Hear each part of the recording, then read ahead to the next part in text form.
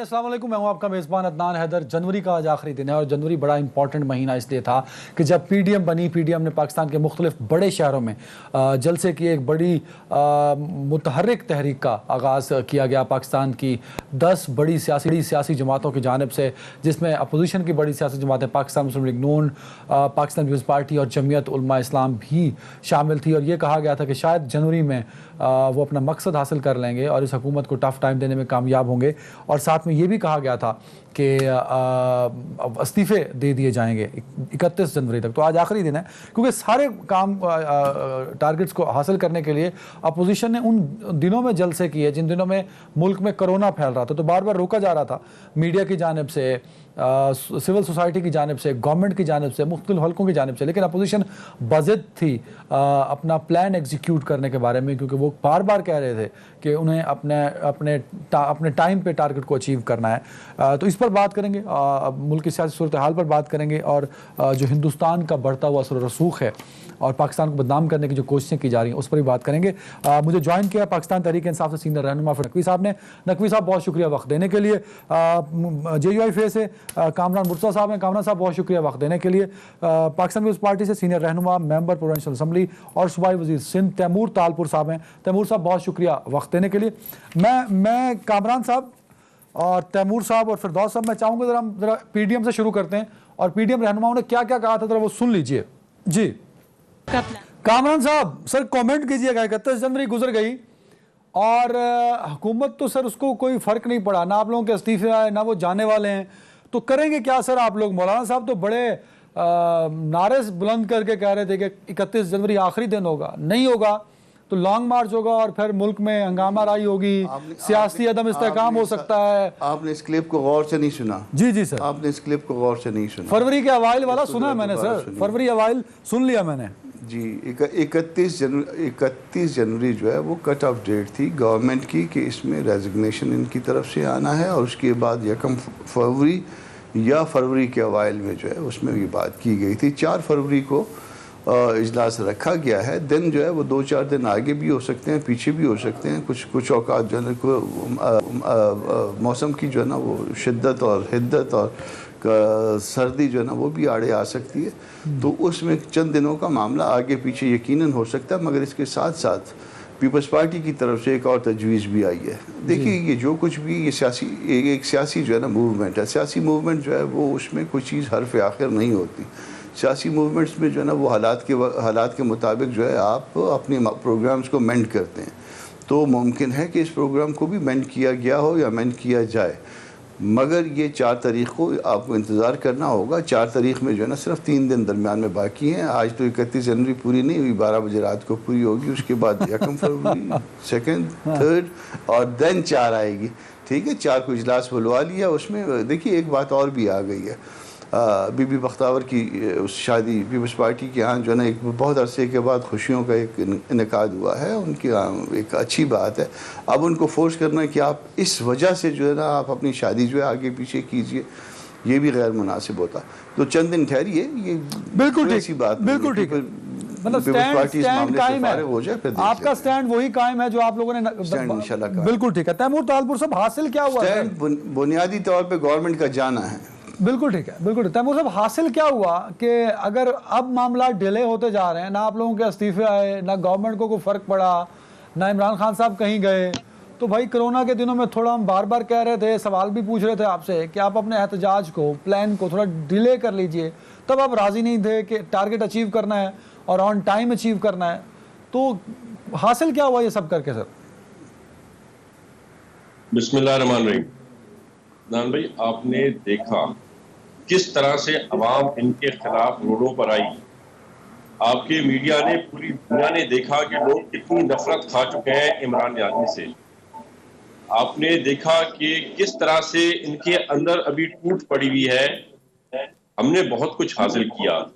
इनके अपने MPs, MNAs इनको जिस तरह के लफ्ज उनके लिए इस्तेमाल कर रहे, जिस तरह से गालियां दे रहे हैं, वो भी आपके सामने आया, कोई छुपा छुपाया नहीं है। और आज जो थड़थड़ाहट है, जिस तरह से नियाजी साहब के पैर कांप रहे हैं कि उसे धमकाना पड़ता है, हमें डराना पड़ता है, हमें ऐसे करके यूं करके कहते हैं दाढ़ी है मेरी, नैब और FI से तुम्हें उठवा लेंगे, मरवा देंगे। ये हासिल हुआ, लोगों के सामने इनकी असलियत आई। आपने देखा आज किस तरह से इनको घबराहट और परेशानी है कि सेनेट में जो है सीक्रेट बैलेट ना हो, क्योंकि इनको पता है कि इनके एमएनएज एमपी से तंग आ चुके हैं, इनको वोट नहीं देना चाहते। और बाकी रहा हमारे मकसद का, तो हमने ये नहीं कहा था 31 को एंड ऑफ द मंथ हम जो है हर चीज से हाथ उठाएंगे। हमारी तो अब ताकत पकड़ेगी, आप देखिएगा। अभी हमारी लॉन्ग मार्च शुरू होनी है। अभी हमारा 9 तारीख को हैदराबाद में जलसा है, वो भी आप देखिएगा पीडीएम का इंशाल्लाह ताला। तो मकसद ये नहीं है कि हम इस्तीफा कब देंगे, मकसद ये नहीं कि हम लॉन्ग मार्च कब शुरू करेंगे। मकसद ये है कि इस करप्ट नाअहल और झूठे वजीर आजम को हमें हटाना है, जल्द से जल्द हटाना है, और उसकी तरफ हम बहुत तेजी से आगे बढ़ रहे हैं। आपने देखा अदनान भाई, क्या होता था एक जमाने में, माहौल कोई मानने को तैयार नहीं था कि ये 3 जमातें और बाकी जो मिला के 11 जमातें कभी एक साथ एक फुट पे चल सकेंगी। पर अल्हम्दुलिल्लाह आपने देखा है कितना एक कॉन्फिडेंस बिल्डिंग हुई है, खसूसन पीएमएल की लीडरशिप में और यंग लीडरशिप में और बिलावल भुट्टो साहब में। लोग कहते थे मौलाना साहब नहीं हमारे साथ चल सकेंगे, तो आज आप देख रहे हैं पीपल्स पार्टी की एडवाइस वो ले रहे हैं, उनकी एडवाइस हम ले रहे हैं। So you are very successful up till date sir. अल्हम्दुलिल्लाह। फिरदौस साहब, ये तो बड़े बातें आप लोगों की जानिब से की जा रही हैं, बल्कि वो असद उमर साहब का कहीं मैं आज पढ़ रहा था, वो इस्तीफे कह रहे थे कि आज तो कहीं इस्तीफे आने थे आज के दिनों में। तो ये तो बड़े कॉन्फिडेंट हैं कि हमने अपना टारगेट अचीव किया और हम अपना प्लान एग्जीक्यूट करेंगे। सिर्फ सेनेट इलेक्शन भी बीच में आ रहा है जिसके बारे में तैमूर साहब ने बात की, मैं चाहूँगा उस पर भी आप रोशनी डाल दीजिए सर। मेरे ख्याल से ऐसे बड़के मानने वाले का दौर चला गया। इन लोगों ने माजी में गिलगित के बल्तिस्तान के इलेक्शन के ऊपर भी बड़ी बड़के मारी थी। फिर इनके वो लीडर साहब ने कहा था मैं बल्तिस्तान से जाऊंगा नहीं, फिर ही पर चले गए। फिर इनका तो सूरत हाल है, ये कहते हैं कि इस सर्दी के पीछे भी वर्दी है। तो इन्होंने तो इस्टेब्लिशमेंट को, फौज को, इस मुल्क को, या सादिक का स्टेटमेंट को, इनके तो पूरे किरदार पे से कलाई खुल चुकी है। ये बर्ड शीट का स्टैंडर्ड आ गया, एक से एक मसला चला आ रहा है इनके अंदर। इन्हीं ने मौलाना फजलुर रहमान से जो जो वादे किए थे मूवमेंट शुरू करने से, मौलाना साहब के जो हालात हैं वो आप देख रहे हैं। जो इनका लाहौर में अजीम शान जलसा होना था वो जलसी निकल आया। तो इसके तो अब कुछ मैं क्या बोलूं, जो तैमूर तालपुर साहब कह रहे हैं बिल्कुल सही कह रहे हूँ, लेकिन अवाम में तो कहीं नजर नहीं आ रहे और ना इनके कोई पजीराई नजर आ रही है। वो जिस तरह से हाथ हिला हिला के इनके चेयरमैन साहब बात करते हैं, वो जो लोगों को इतना पसंद होता है अंदाज, वो भी सबको पता है। जो उनका तजर्बा है, आज तक 1 रुपया कमाया नहीं, लूटी हुई दौलत में पल के जमा हुए हैं, तो क्या किया जा सकता है। मैं इनके बारे में क्या कहूँ। ये तो इलेक्शन, सेनेट के इलेक्शंस भी नहीं लड़ने वाले थे, ये तो अपनी सीटों से भी रिजाइन करने वाले थे।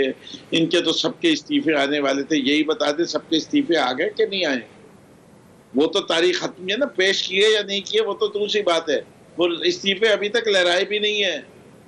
वो पेश करने को तो छोड़िए, बिल्कुल ठीक।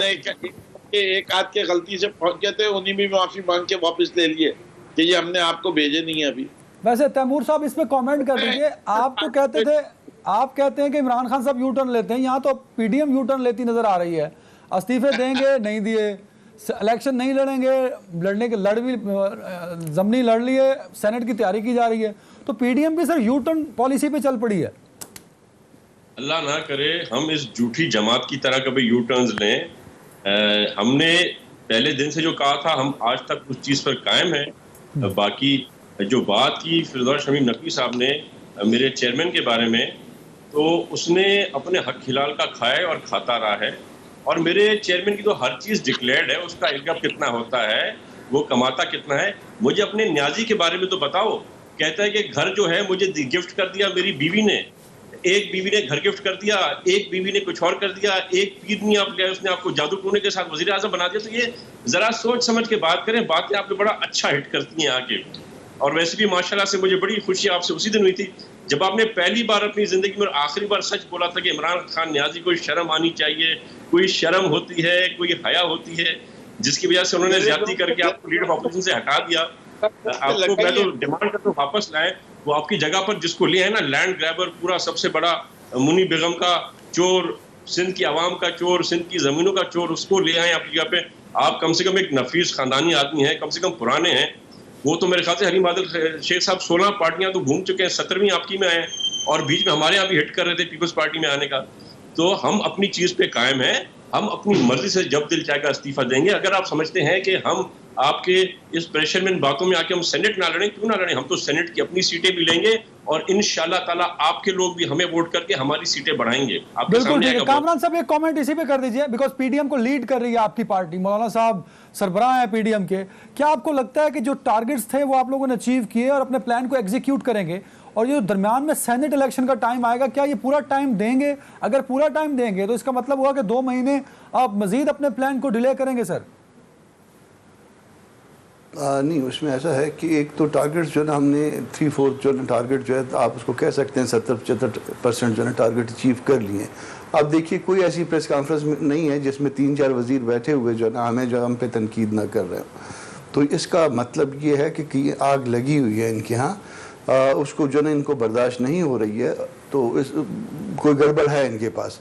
अच्छा, अब ये प्रॉब्लम ये हुआ, इसमें कोई 2-3-4 बातें जो है वो जब इस्तीफे देने का प्लान था तो उसमें ये था कि भी एक असम्बली जो है ना वो शायद तोड़ दी जाएगी और उसके बाद जो है वो एक यूनिट ख़त्म हो जाएगा। तो फिर जब हमसे बैठे जो लीगल साइड पे लोग जो साथी थे, पीपल्स पार्टी में, नून में, बाकी पार्टियों में, JUI में, हम सारे जब बैठे तो हमने कहा कि जी इसमें लीगल साइड पे तो ये प्रॉब्लम आ रहा है और पॉलिटिकली आप बेहतर हमसे जानते हैं।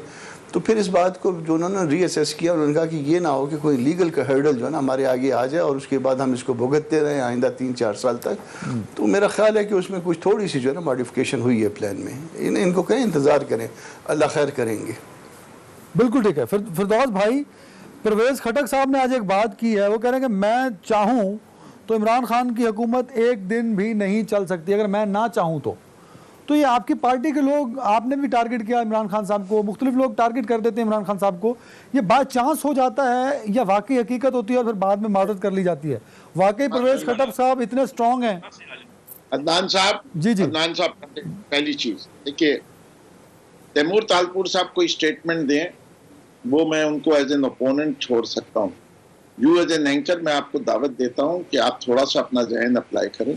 जी, मैंने कहा मैं शिकायत करूंगा उमर अयूब की, नदीम बाबर की, वजीर आजम, कोई शर्म होती है? शिकायत किससे करूंगा? तो लॉजिकल अगर आप देखें तो अगर वो समझेंगे तो मैं शिकायत तो वजीर आजम से कर रहा हूँ। मैंने वो बात कही और मैंने उसके 1.5 घंटे के अंदर अंदर before it even hit the media मैंने ट्वीट कर दी कि भाई अगर ये मिस इंटरप्रिटेशन है, this is not what you correct that interpretation. बिल्कुल बिल्कुल सही है सर, बिल्कुल सही है। बाकी जो परवेज खटक साहब की बात है, उनका भी ट्वीट आया है कि this is being coated out of context. मैं समझता हूँ कि परवेज खटक साहब और बाकी पार्टी इमरान खान के पीछे खड़ी हुई है। कोई एक शख्स भी ये ना सोचता है इससे कि हमारी पार्टी की leadership, he is the founder of the party, he is the most committed person, और हम उनकी इंटेग्रिटी को अबव बोर्ड समझते हैं। चाहे ये कितने भी कहते रहे तैमूर तालपुर साहब, उनकी इंटेग्रिटी के बारे में खुद सुप्रीम कोर्ट के जजेस को अब ये गलत कहें कि उन्हें सादिक और अबीन का सर्टिफिकेट दिया, जो कि ना नवाज शरीफ को मिल सका है ना आसिफ जरदारी साहब को मिल सका है। और जहां तक यू टर्न वाली बात करते हैं तो आप यू टर्न में देख लीजिए, सरे महल की कहानी तैमूर तालपुर कहिए कि जरा सुना दे कि पहले तो हमारा था नहीं और उसके बाद हमारा हो गया जब उसके पैसे आए। स्विस बैंक अकाउंट्स की कहानी ये नहीं सुना सकते। और इसी तरीके से नवाज शरीफ की कहानियां तो सरेआम हो चुकी हैं। ब्रॉडशीट के अंदर भी जो मामलात आ रहे हैं वो भी देख लीजिए, चाहे वो आफ्ताब फिरदौस भाई देखें, ब्रॉडशीट की बात की आपने, एक सहाफी के तौर पे सवाल पूछ रहा हूं सर, तो ब्रॉडशीट में आप इनको एतमाद में ले लेना, जिनके खिलाफ आप कहते हैं वो है, जो इनको एतमाद में लेके कोई कमीशन बना दें, वो भी आपने अपनी मर्जी से बना दिया सर। देखिए, मैंने एक चीज कही है, मैं किसी टीवी प्रोग्राम पे था, मैं सबको ओपन चैलेंज देता हूं कि ये पहली कमीशन भी नहीं और ये आखिरी कमीशन भी नहीं है। इनको जिन लोगों पे एतमाद है या जिनकी क्वालिटीज ये समझते हैं एतमाद के काबिल होती हैं, उनके नाम तो दे दें। इससे कि जिसके, देखिए, अगर मैंने चोरी की होगी तो मुझे कोई परेशानी होगी, जब मैंने कुछ गलत किया ही नहीं, किसी को भी बिठा दो, साबित क्या करेगा? कामरान साहब, मुझे ब्रेक लेनी है सर, मैंने अगले टॉपिक पे भी जाना है, अगर 1 मिनट में मुझे इसका जवाब मिल जाए, क्योंकि ब्रॉडशीट का तज़किरा छिड़ चुका है। जस्टिस अजमत सईद शेख साहब पे एतराज़ है सारी अपोजिशन को सर, तो उस कमीशन का जो भी रिजल्ट आएगा उसका क्या इम्पैक्ट होगा, लीगली वो कितना स्ट्रांग होगा? सर 1 मिनट में जवाब दे दें। देखिए, मेरा उनसे एहतराम का रिश्ता है, मगर इसके बावजूद जब आप पे एतराज़ आ जाता है तो फिर आपको छोड़ देना चाहिए। अब इसका एक तरीका, बेहतरीन तरीका ये है कि ये 2 मेंबर कमीशन हो और इसको पार्लियामेंट में ले आए, एक गवर्नमेंट की तरफ से हो, एक अपोजिशन की तरफ से हो, दोनों जजेस हों, दोनों रिटायर्ड जजेस हों सुप्रीम कोर्ट के, और वो मिल के जो है ना वो इसको प्रोव कर लें। ये सबसे अच्छा तरीका। पार्लियामेंट में क्या अपोजिशन इकट्ठे मिल के भी ला सकती है, या ये एक अपोजिशन का नामिनी हो और एक जो है गवर्नमेंट का नामिनी हो, 2 जजेस मिलके 2 मेंबर का कमीशन बना दें, और 2 मेंबर का कमीशन जो है ना इसको प्रूव करके अगर किसी के खिलाफ भी फाइंडिंग आती है तो कौम को सच पता चलना चाहिए। फिरदौस साहब कमेंट करना चाह रहे हैं, फिरदौस भाई। ना ये पूछे, ये ब्रॉडशीट का मामला तो उस वक्त भी चल रहा था, यही वाला सिलसिला नवाज शरीफ और जरदारी साहब ने क्यों नहीं किया था? ये कितनी हैरानी की बात है कि ब्रॉडशीट में जिस आदमी का ये फिर बहस सर लंबी कराने के लिए, क्योंकि वो लंबी बहस हो जाएगी कि किसने क्या नहीं किया था। आगे तो ठीक करते हैं ना, चलो पीछे मैं ब्रेक पे जा रहा हूँ। ब्रेक के बाद अच्छी खबर है कि इमरान खान साहब कह रहे हैं कि महंगाई की शरह कम तरीन सतह पर आ गई है, और हुकूमत ये भी दावा कर रही है कि इस मुल्क में जो कब्जा माफिया है उसके खिलाफ बड़ा ऑपरेशन हुआ और अरबों की जमीनें जो गवर्नमेंट की कब्जे में थी वो वागजार कराई गई हैं। तो दोनों पर बात करेंगे एक ब्रेक के बाद।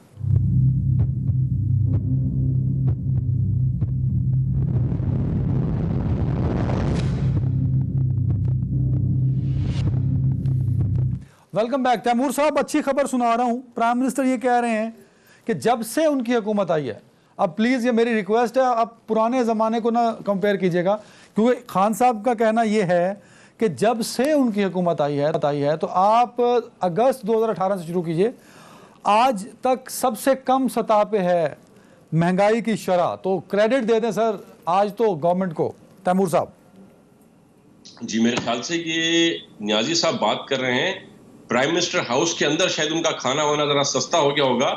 जरा बाहर अवाम में निकल के देखें, लोग बद्दुआएं दे रहे हैं लोग किस किस्म की जबान इस्तेमाल कर रहे हैं पीटीआई उसकी लीडरशिप के लिए। लोगों को, जो खुशहाल लोग थे, जो अपने सफेद कपड़ा पहन के घूमते थे, आज वो 2 वक्त का खाना अफोर्ड नहीं कर सकते। मेरे भाई अदनान भाई, ये पता नहीं किस ख्यालों में होते हैं या किन ख्वाबों की दुनिया में रहते हैं खान साहब जो यहाँ पर मुबारकबाद दे रहे हैं। ये वो हुकूमत है जिसने जो आपके लाइफ सेविंग ड्रग्स होते हैं ना, 97 आइटम्स हैं खास लाइफ सेविंग ड्रग्स जो आपकी जान बचाते हैं, उनकी कीमत 250% इन लोगों ने बढ़ाई है। ये बात कर रहे महंगाई कम होने की, ट्रांसपेरेंसी इंटरनेशनल ने इनकी जो है ना पोल सारे खोल दिए हैं। ये कहते हैं कि अभी 4 नंबर जो है बदतर हुआ है। 4 नंबर बदतर नहीं हुआ जनाब, नवाज शरीफ के टाइम में 117वें नंबर पे था worst corrupt countries in the world. ये उसको 120 पे लाए पहले साल में, और दूसरे साल में 124 पे लेके चले गए हैं। आप सोचें कि ना अहल तो ये है, पर कितने करप्ट होंगे कि इनका फिगर रेशो दुनिया ने कहां पे पहुंचा दिया है। मैं गलत बात कर सकता हूं, अदनान भाई आप गलत बात कर सकते हैं, कमरान भाई कर सकते हैं, पर ये इदारा ट्रांसपेरेंसी इंटरनेशनल गलत बात नहीं कर सकता। तो आप खुदा का खौफ करें, होश के नाखून पकड़ें। अगली इलेक्शन तो आपको वैसे ही नहीं आनी, अगली इलेक्शन तो आपको वैसे ही नहीं आनी। अगली इलेक्शन तो आएगी ना तैमूर साहब, अगली इलेक्शन तो 23 में इलेक्शन होने हैं ना सर। कौन सी क़यामत आ जानी, अल्लाह माफ करे। वो तो टाइम पे आएंगे इलेक्शन सर, वक्त से पहले थोड़ी आ सकते हैं तैमूर साहब। फिरदौस साहब नहीं सर, मैं इनके बस देखिए हिजान के आलम में नहीं सर, जब लोग सदमा बहुत ज्यादा हुआ होता है तो वो दीवानगी की बातें करते रहते हैं। वो करते रहे। जो आपने सवाल पूछा था कि इन्फ्लेशन रेट इस मुल्क का फेडरल ब्यूरो ऑफ स्टैटिस्टिक्स देती है। अब इनको जो है वो इमरान खान के किचन के आइटम्स का पता होगा। इनको बख्तावर के यहाँ जिस तरह शादी होती है वो सब नजर आ रहा होता है कि कितने गरीबों का दर्द है, कितनी सादगी से शादियां होती हैं, जो कुछ आवाज जा रही है चेक कर लो हसन सरदारी साहब रहते हैं, वो सारी चीजें हम सबको नजर आती हैं। दर्द, दुख, दर्द, और पूरे बिलावल हाउस के इर्द गिर्द के घरों पे कब्जा कर लिया गया। जो उजैर बलोच के साथ मामले किए गए उनका क्या किया जा सकता है? तो ये तो इनकी बातें तो छोड़िए। नहीं सर, वैसे इमरान खान साहब ने कहा है कि महंगाई कम हुई है, तो कॉमन मैन को भी तो उसका फायदा होना चाहिए ना। प्राइम मिनिस्टर ऑफ पाकिस्तान अगर कोई स्टेटमेंट देता है, कॉमन मैन को क्या क्या फायदे हैं? पहली चीज, इस हुकूमत ने प्रोग्राम दे दिया है कि कोई भूखा नहीं सोएगा। दूसरा ये लंगर खाना भी मौजूद है, पनाहगाह भी मौजूद है, और इन्फ्लेशन रेट कम हुआ है। और जो सेहत का इंसाफ कार्ड है, हर गरीब शख्स को पंजाब में 7.5 लाख और केपी में 10 लाख रुपए की सहूलत है कि वो इलाज करा सके। ये अपनी NICVD को सिर्फ दिल के अमराज को लिए बैठे रहे, ये तमाम लोगों के लिए सहूलत है। नहीं फिरदौस साहब मेरा एक छोटा सा सवाल है सर, मेरा छोटा सा सवाल है, क्या लंगर खाने खोलने से, पनाहगाहें खोलने से इस मुल्क में महंगाई खत्म हो जाएगी सर? नहीं सर, देखिए, महंगाई खत्म होने के लिए और महंगाई की वजूहात के लिए आप एक इकोनॉमिक्स पे प्रोग्राम कर लीजिए, और अगर आप कर लें कि जब भी कोई मुल्क डिफॉल्ट के दहाने पे आता है उसके अंदर इन्फ्लेशन आती है। एक हुकूमत का काम ये है कि वो अपने सोशल सपोर्ट सिस्टम्स को फॉर द वीकेस्ट को स्ट्रॉन्ग कर दे कि वो लोग उससे भाई मैं सवाल नहीं पूछना चाहता सर, सुने सर, मैं कामरान साहब से सवाल नहीं पूछना चाह रहा, मैं चाह रहा हूं आप इसी को आसान कर दीजिए कि प्राइम मिनिस्टर ने एक ट्वीट किया, प्राइम मिनिस्टर की बात प्राइम मिनिस्टर की स्टेटमेंट होती है ना सर, वो कह रहे हैं कि महंगाई की शरह कम हो गई, इसको जरा आसान से लफ्जों में समझाइए कि मेरे सुनने वालों को पता लग जाए, उस पर रिस्पॉन्स मैं कामरान साहब से ले लूंगा। कि वो कह रहे हैं कि जब से हमारी हुकूमत आई है इन्फ्लेशन की शरह बढ़ रही थी, हम जो है इसके ऊपर जंग लड़ रहे थे, और खुशखबरी ये है कि अब वो जो है जितने ये हमारे 2.5 साल हैं उसके अंदर जो मंथली इंडेक्स है वो लोएस्ट आया, और उम्मीद रखते हैं कि हम इसको मेंटेन करेंगे तो लोगों को कुछ रिलीफ मिलेगी। इसमें और कौन सी इतनी मुश्किल काम है समझने में। बिल्कुल ठीक है कामरान साहब, बगैर सवाल के क्या आप सेटिस्फाई हैं प्राइम मिनिस्टर साहब की इस स्टेटमेंट से? क्या वो फैक्ट्स पर मबनी है? वो किसी भी पार्टी का प्राइम मिनिस्टर हो, बट वो प्राइम मिनिस्टर है सर, आपका भी और मेरा भी। सर वो आज ओवरडोज हो गए सर। देखिए सर, ये आप पॉलिटिकल पर्सन हैं तो पॉलिटिकल जवाब चाहिए।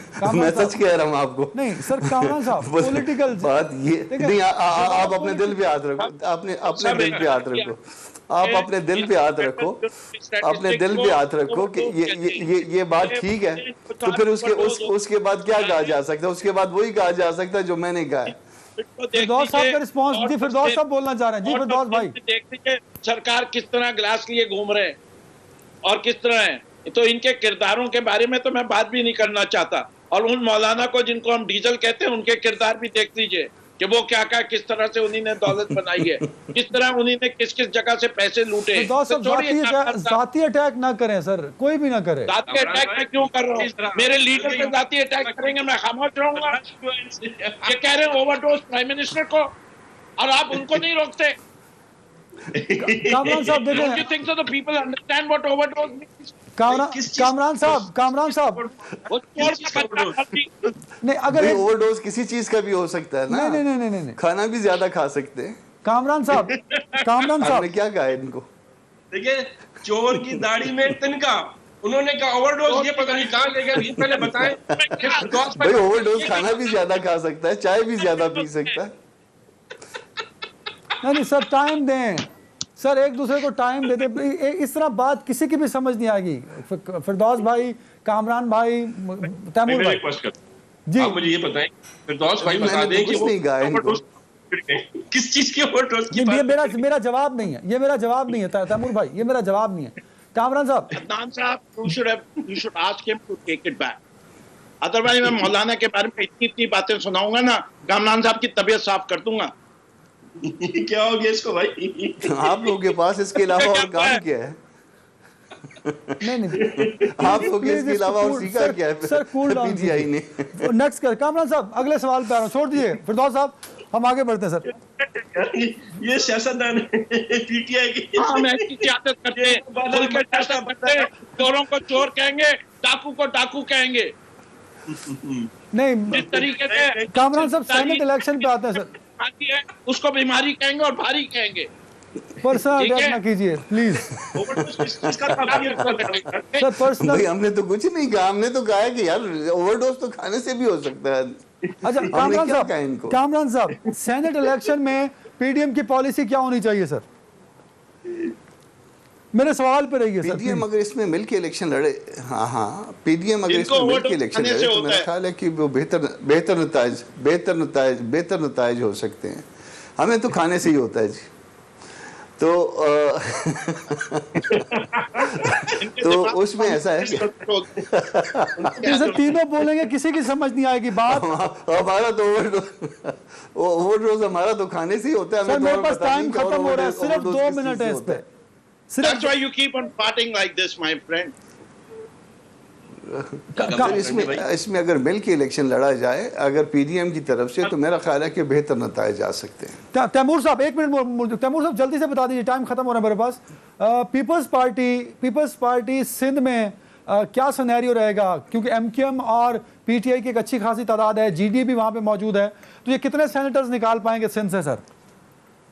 ये खरीद कर सिंध से 6 सेनेटर्स इंशाल्लाह पाकिस्तान पीपल्स पार्टी निकालेगी, और फिरदौस शमीम नकवी जैसे और जितने इनके लीडर्स हैं वहाँ पर, जो लोग इमरान खान से चिड़े बैठे हैं, जो उनको शर्म और हया दिलवाते हैं, बहुत से और लीडर्स हैं इनके जो हमें इंशाल्लाह ताला वोट देके कामयाब करेंगे। मेरा आपसे वादा है अदनान भाई, सेनेट इलेक्शन के बाद एक और प्रोग्राम कीजिएगा, जो मेरी जबान है मैं आपसे पूरी करूंगा। फिरदौस शमीम नकवी का वादा है मर जाएगा तहरीक इंसाफ के अलावा किसी और को वोट नहीं देगा। नहीं फिरदौस भाई, पीटीआई के इधर फिरदौस भाई पीपल्स पार्टी कितने सेनेटर ले पाएगी सर? फिरदौस भाई आपके ख्याल में, फिरदौस भाई आपके ख्याल में सेनेट की नहीं देंगे पीटीआई में फिरदौस भाई। पीपल्स पार्टी, फिरदौस भाई आखिरी मिनट है, पीपल्स पार्टी कितने सेनेटर्स ले पाएगी और आप लोग कितने सेनेटर्स निकाल पाएंगे, आप और आपके इत्तेहादी? जल्दी से सर। तैमूर साहब हम आप जैसे लोग नहीं है, पैसों पे बिकने वाले, ले आओ जितनी दौलत लानी है, कोई नहीं बिकेगा मेरा जैसा होगा तुम्हारा इमरान। हम पैसों नहीं है, तिजारत आप करें, आप लोगों का माल लूटे, आप जो है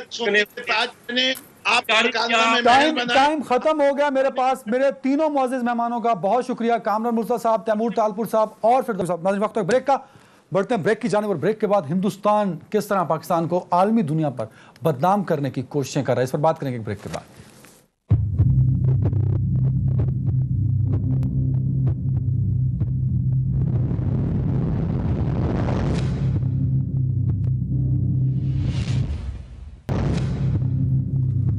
वेलकम बैक। मेरे साथ मौजूद हैं चौधरी परवेज़ इकबाल लोसर साहब, ये चेयरमैन हैं यूरोपीय यूनियन पाक फ्रेंडशिप फेडरेशन के।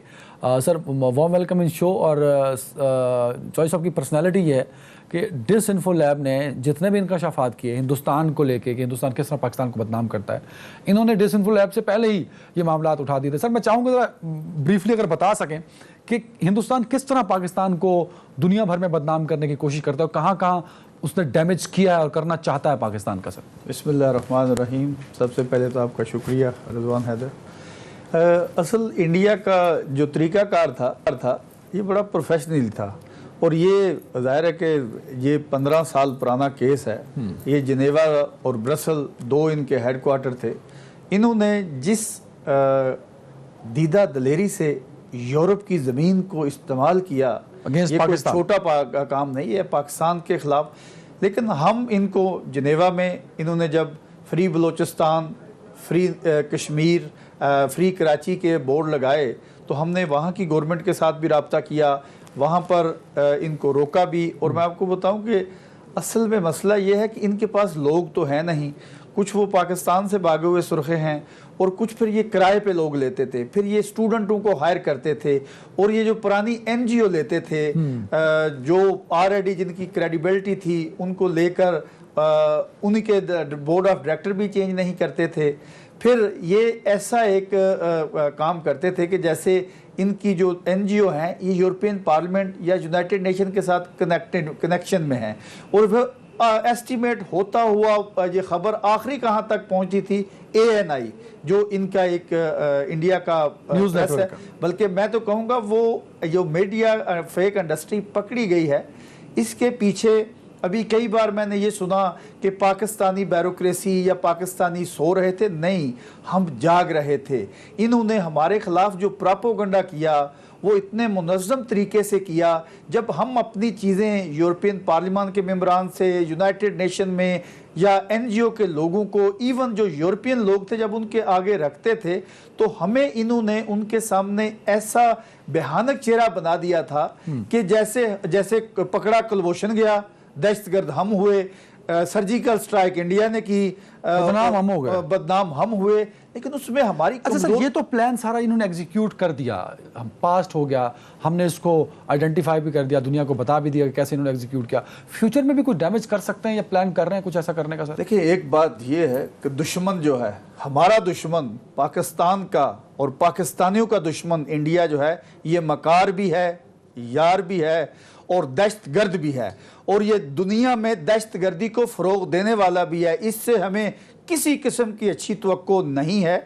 अभी यूरोपियन पार्लियामेंट में पिछले वीक, लास्ट वीक जो है, डिसइंफो लैब की जो रिपोर्ट है उसके ऊपर यूरोपियन पार्लियामेंट की INGE जो कमेटी है उसके ऊपर हेयरिंग हुई है। ये एक बड़ा स्टेप है और इंशाल्लाह इंडिया के ऊपर यूरोप में पाबंदियां लगेंगी। बल्कि मैं ये आपको बताऊं कि ये जो फैट में हमें ये ब्लैक लिस्ट या ग्रे लिस्ट में लेके जा रहे हैं, अगर हम थोड़ी सी जंगी बुनियादों पे सफारतकारी करें और ओवरसीज पाकिस्तानी, क्या क्या इकदाम किए हिंदुस्तान ने ग्रे लिस्ट में डलवाने के लिए पाकिस्तान को? ये 15 साल में जितनी फेक न्यूज़ हैं, यानी कि मैं आपके प्रोग्राम में बताऊं 70,000 बंदा लुकमाए बना पाकिस्तान का पिछले 10 सालों में दहशतगर्दी का।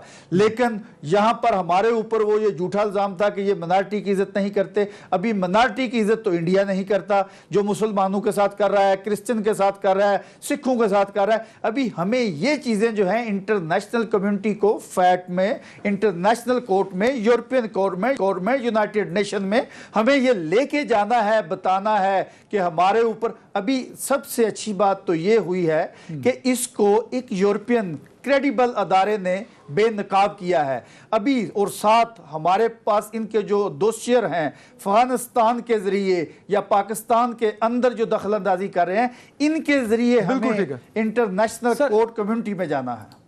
अगले फ्राइडे को, जो कमिंग फ्राइडे 5 फरवरी होगा, 550 दिन हो जाएंगे उस दिन कश्मीर में मुकम्मल लॉकडाउन, 5 अगस्त से जो चीज़ें शुरू हुई उसको लेके क्या इकदाम पाकिस्तान को करने चाहिए, क्या हो रहे हैं? दुनिया का रिस्पांस बिल्कुल रहा, लेकिन वो उतना इफेक्टिव नहीं रहा हिंदुस्तान के लिए। सर देखिए, मैं इसमें ये अक्सर ये कहता हूँ कि जो मकबूजा कश्मीर में हमारे बहन भाइयों के ऊपर इंडियन दहशतगर्द फौज RSS दहशतगर्द जो जुल्म पिछले 73 सालों से कर रही है, अभी हमें सिर्फ ये नहीं है कि 5 फरवरी को, 26 जनवरी को, 27 अक्टूबर को ये 4-5 इवन करके नहीं, अभी हमें डेली बेसिस पे ये इंटरनेशनल कम्युनिटी को बताना है। और ये जो प्रोग्राम 5 फरवरी के हवाले से पाकिस्तानी कौम अपने बहन भाइयों के साथ यौम यकजहती कश्मीर मनाती है, ये अभी हमें, मैं अक्सर ये कहा करता हूँ, पाकिस्तान के अंदर रहने वाले तो हमारी जान माल दिरमे दुरने सुखने